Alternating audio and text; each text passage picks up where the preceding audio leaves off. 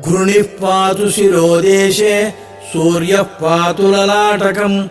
आदित्यो लोचने पातु श्रुती पातु दिवाकरः घ्राणम् पातु सदा भानुः मुखम् पातु सदा रविः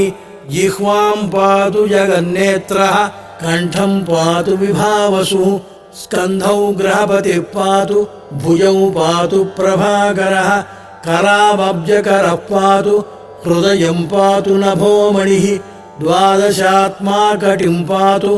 सविता पातु सग्धिनी ऊरू पातु सुरश्रेष्ठो